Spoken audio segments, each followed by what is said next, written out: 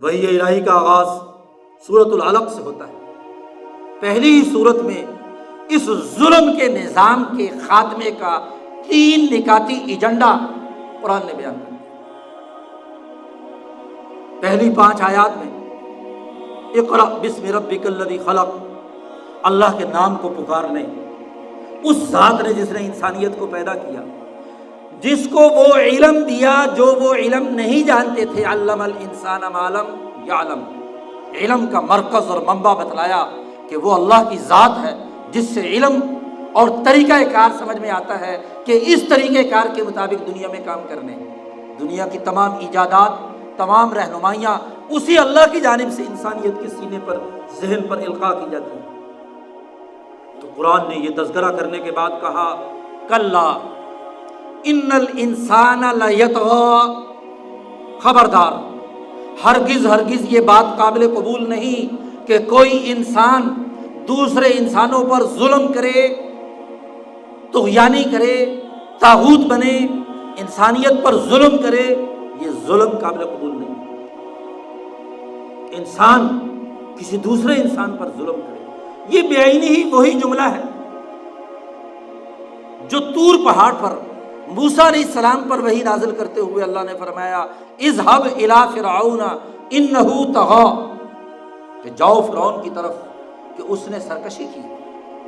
جیسے موسیٰ کو فرعونی نظام کے خاتمے کے لیے بھیجا گیا، ویسے ہی قرآن کی پہلی ہی صورت میں حضور صلی اللہ علیہ وسلم سے کہا جا رہا ہے کہ کلا ان الانسان لیطغی۔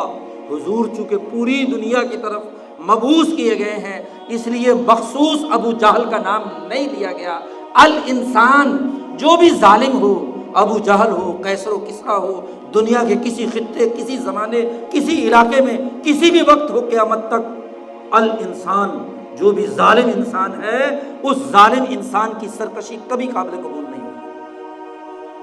ایک آفاقی کتاب عالمگیر قانون کی کتاب میں عالمگیر قوانین بیان کیے جاتے ہیں۔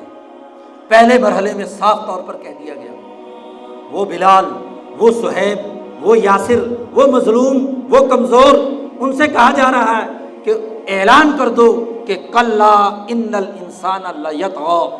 طاغوت کون ہے؟ جو خدائی کا دعوے دار بنے، اپنے آپ کو عامر مطلق بنائے، انسانوں کی گردنوں کا مالک بن جائے اور انسانوں پر ظلم و ستم کی سیارات مسلط کرے۔ وہ آیت جو ان فرعون علا فی الارض سے لے کر مفسدین تک، یہ یطغی کی پوری مکمل تفسیر ہے، خاکہ نقشہ کرتی ہے۔ جو یہ کام کرے، اس کے یہ ظلم و جبر کو کسی صورت میں قبول نہیں کیا جا سکتا، ہرگز ہرگز کلا۔ انقلاب کا پہلا نقطہ، کسی مزدور، کسی مظلوم، کسی پچھڑے طبقے کے اندر یہ حوصلہ پیدا کرنا کہ وہ ظالم کے ظلم کی آمریت کو قبول کرنے سے انکار ہے۔ پہلا مرحلہ انکار۔ نمبر 2، قرآن نے کہا کلا لئن لم ینتہی لنصفعا بالناصیہ، خبردار، ہرگز ہرگز یہ بات ظلم کی قبول نہیں کی جا سکتی۔ لئن لم ینتہی، اگر یہ فرعون، یہ ابو جہل، یہ عتبہ شیبہ، یہ ظالم، یہ طاغوت، یہ سامراٹ اگر ظلم سے باز نہیں آتا، لئن لم ینتہی، تو کیا ہوگا؟ لنصفعا بالناصیہ، ہم اس کی پیشانی پکڑ کر اس کو گھسیٹ لیں۔ سردار کی پیشانی، بڑے بڑے بال رکھے ہوئے ہیں، مانگیں بھری ہوئی ہیں، سونے چاندی کے برادے ڈالے ہوئے ہیں، ہیرے جواہرات بالوں میں پروئے جاتے ہیں۔ جتنا بڑا سردار، جتنا بڑا حکمران، جتنا بڑا مالا اور مترف، اتنے ہی زیادہ ہیرے جواہرات اس کے ماتھے میں ہیں۔ اٹھو مزدوروں، کسانوں، بلال، یاسر، صہیب، اور اٹھ کر اس کے بال پکڑ کر گھسیٹ لو۔ ڈرو مت، اس کی پیشانی کی عزت کرتے ہو تو اس لیے کہ تمہارا حکمران ہے، لیکن اس حکمران کی عزت کی جاتی ہے جو جھوٹ نہ بولے، جو مجرم نہ ہو۔ یہ پیشانی جو ہے ناسیۃ کاذبۃ خاطئۃ، یہ پیشانی جھوٹی ہے، انسانی سوسائٹی کے خلاف جرم کرتی ہے، جھوٹ بھی بولتی ہے، خاطئۃ مجرم۔ سوسائٹی میں قرآن حکیم نے کہا معاشرے کی ترقی کے 2 بنیادی امور ہیں، زبان سے نکلی ہوئی بات صدق اور سچائی پر مبنی ہونی چاہیے، اور عمل عدل پر مبنی ہونا چاہیے۔ قرآن نے دوسری صورت میں کہا تمت کلمۃ ربک صدقا وعدلا، تیرے رب کے 2 کلمے مکمل ہو گئے، سچائی اور عدل۔ سچائی کی ضد جھوٹ ہے اور عدل کی ضد ظلم اور جرم ہے۔ قرآن نے کہا کہ اس کی پیشانی جھوٹ بھی بولتی ہے، سچائی سے متصادم ہے، اور اس کی پیشانی مجرم بھی ہے، عدل کے بجائے ظلم کرتی ہے، لہٰذا اس کی پیشانی پر ہاتھ ڈالنے سے مت کرو۔ کیا ہوگا؟ یہی کہ فَلْيَدْعُ نَادِيَهُ، اس کو کہہ دو کہ یہ اپنے دارالندوہ کے شریک، اپنی مجلسوں اور اپنی پارلیمنٹ اور اپنی کچن کیبنٹ کے ممبران سرداروں کو بلا لے، یدعو نادیہ، بلا لیں گے، اب مقابلہ ہوگا۔ سندعو الزبانیہ، ہم بھی اپنی زبانیہ اس کے مقابلے پر لائیں گے، یہ اپنی فوج لائے، یہ اپنی طاقت لائے، ہم اپنی طاقت لائیں گے اس کے مقابلے پر۔ سندعو الزبانیہ، اللہ نے انقلابی اعلان کر دیا، اب ٹکراؤ ہوگا نادیہ کے درمیان اور زبانیہ کے درمیان۔ زبانیہ کون ہے؟ اس خطے کے عظیم انقلابی رہنما، شیخ الحدیث، شیخ التفسیر، محدث، مفسر، فقیہ، سیاسی رہنما، انقلابی رہنما، شیخ الہند مولانا محمود حسن، ترجمہ شیخ الہند میں لکھتے ہیں کہ زبانیہ کا ترجمہ حضرت نے کیا ہے، ہم بھی اپنے سیاسی پیادے میدان میں اتاریں گے۔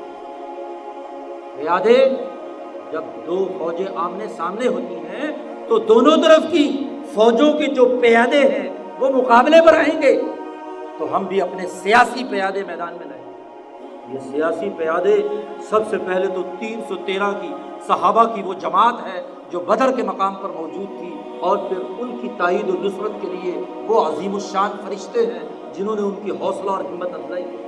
مقابلہ ہو، یہ اپنے دارالندوہ کو لائے، ہم اپنی طاقت کو لائیں گے، سیاسی پیادے کو میدان میں لائیں گے۔ لیکن تیسری بات فرمائی گئی، یہ ظلم کرے، جبر کرے، زیادتی کرے، کلا لا تطیعہ، ہرگز ہرگز اس کی اطاعت نہیں کرنی، اس کا سسٹم نہیں ماننا، اس کی غلامی قبول نہیں کرنی، اس کا ظلم کا نظام نہیں ماننا، لا تطیعہ، بلکہ اللہ کے سامنے سجدہ ریز ہونا ہے اور اللہ کا قرب حاصل کر کے اللہ سے مانگنا ہے۔ اللہ سے بڑی طاقت ہے، حوصلہ پیدا کرتی ہے، یہ جرأت پیدا کرتی ہے ان مظلوموں اور کمزوروں میں۔ آپ دیکھیے کہ جو لوگ یہ کہتے ہیں کہ مکے میں صرف کلمے کی دعوت تھی، کلمہ پڑھنے کے بعد مسلمان سب سے پہلے یہ سورت پڑھتے تھے، اور اس سورت میں انقلاب کا مکمل روڈ میپ دے دیا گیا، طریقہ کار بتلا دیا گیا، انقلابی پروسیجر بتلا دیا گیا۔ لوگ پوچھتے ہیں کہ یہ انقلاب کی لوگ باتیں کرتے ہیں، قرآن میں کہاں انقلاب ہے؟ میں کہتا ہوں قرآن کی پہلی ہی سورت میں انقلاب ہے۔ پہلی سورت میں اللہ سے تعلق کے بعد ان 3 نکاتی ایجنڈے میں ایک انقلابی پروگرام دے دیا گیا کہ ظالم کے ظلم کو قبول نہیں کیا جائے گا، اور اگر وہ ظلم سے باز نہ آئے تو اس کو پکڑ کر گھسیٹا جائے گا، مقابلہ ہوگا نادیہ اور زبانیہ کا۔ لیکن اس مشکل حالات میں بھی لا تطیعہ، اس کی اطاعت نہیں کرنی ہے۔ 2 ٹوک باتیں، کوئی چھپی بات نہیں، کوئی اپنی طرف سے ترجمہ نہیں ہے، قرآن کے الفاظ کا ترجمہ ہے، اس عالم سے جا کر مرضی پوچھو۔ آپ دیکھیے کہ اس 3 نکاتی ایجنڈے کے تحت حضور صلی اللہ علیہ وسلم نے مکہ میں کام کیا۔ وہ بلال حبشی جو ابو جہل کے ظلم و ستم کی وجہ سے کبھی اف بھی نہیں کرتا تھا، وہی بلال، اس کے اندر وہ جرأت پیدا ہوتی ہے، وہ ہمت پیدا ہوتی ہے کہ وہ تپتے ریت پر لٹا کر اس غلام پر، کالے کلوٹے پر ظلم کرتا ہے، اور اسے کہتا ہے کہ تم اس نظریے سے منحرف ہو جاؤ۔ وہ کہتا ہے نہیں، چمڑی ادھیڑی جا سکتی ہے لیکن لا تطیعہ، ہماری اطاعت نہیں۔ احد احد ان کی زبان پر اللہ کی طرف رجوع ہے، اللہ کے قرب کے حصول اور اللہ کی طاقت سے حوصلہ پاتے ہیں وہ صحابہ۔ یاسر، صہیب ہے، عمار ہے، مظلوم و کمزور ہے، جو حضور صلی اللہ علیہ وسلم کی جماعت میں شامل ہوتے چلے جاتے ہیں۔ ہرقل کے دربار میں بخاری میں یہی، اس کے بعد جو حدیث آتی ہے، ابو سفیان جو اس زمانے میں ابھی مسلمان نہیں ہوئے تھے، ابو سفیان قافلے کے ساتھ پہنچے ہوئے ہیں۔ ہرقل نے پوچھا ابو سفیان سے کہ سچ سچ بتاؤ کہ اس نبی نے، جس نے نبوت کا دعویٰ کیا ہے، اس کی جماعت میں کمزور لوگ ہیں یا بڑے بڑے اشرافیہ ہیں، بڑے بڑے مالدار اور سرمایہ دار ہیں؟ ابو सुफियान ने कहा कि कमज़ोर लोग, गरीब लोग हैं, यतीम व मिस्कीन हैं, सोसाइटी के पिसे हुए लोग हैं। उन्होंने सबसे पहले दीन की दावत कबूल की। और हुजूर अक़दस सल्लल्लाहु अलैहि वसल्लम से मक्के के सरदारों ने कहा कि हम इन गरीबों के साथ बैठकर आपकी बात कैसे सुन लें? ये सारे कमज़ोर, यतीम, मिस्कीन जो हमारे ग़ुलाम हैं, ये आपकी मजलिस में बैठे हुए हैं, इनकी मौजूदगी में हम सरदार लोग हैं, कैसे बात सुनें?